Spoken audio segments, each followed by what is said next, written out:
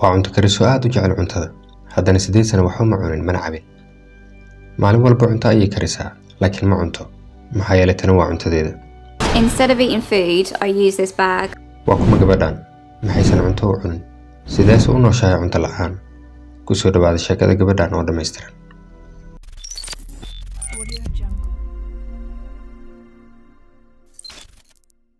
Loretta waxa ay ku dhalatay kuna soo kortay England. Caruurnimadeedu waxay ahayd qof caadi ah. Mararka qaar waxay dareemi jirtay calool xanuun, laakiin cuntada caadi ayay u cuni jirtay.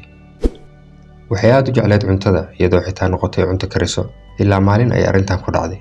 And then when I was 18, I woke up in unbelievable pain every time I ate. Dhakhaatiirtu waxay ku qaadatay sanado si ay u ogaadaan waxa ku dhacay gabadhan. Waxay ku celcelinayeen inay wax ka beddesho cuntadeeda, laakiin uma aysan shaqayn. Nolosheeda ayaana gabi ahaanba isbeddeshay. I found out in 2015 that I was unable to eat like a normal person. Waxaa helay xanuun lagu magacaabo Ehlers-Danlos. Waa xanuun naadir ah kaasoo ku dhaca caloosha, sababana in habdhiska dheefshiidka caloosha uu shaqayn waayo.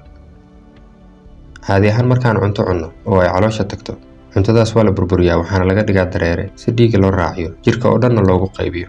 Laakiin gabadhan sidaasi ma ahan, oo cunto walba oo ay cunto iyadoo sideedii ah ayay caloosheedu ku jiraysaa.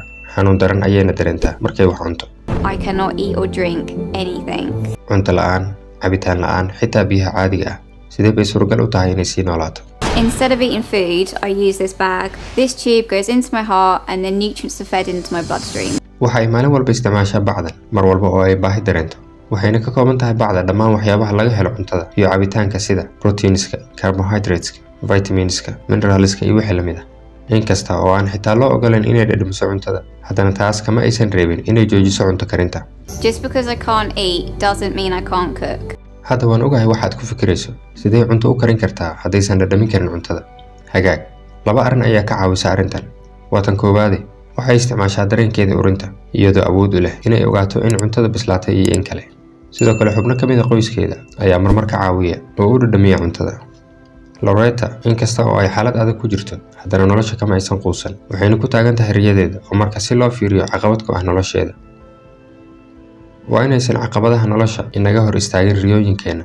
waa inaan Allah subxaanahu wa ta'aala ugu mahadcelinaa nimcooyinka uu nagu manaystay. fadlan la wadaag asxaabtaada sheekadan si ay u xusuustaan nimcooyinka Allah subxaanahu wa ta'aala uu siiyey kuwaasoo dad badan aysan helin. waad ku mahadsan tahay daawashada muuqaalka. inta aan ku kulmi doono muuqaalkeena xiga. Assalaamu calaykum waraxmatullaahi wabarakaatuh.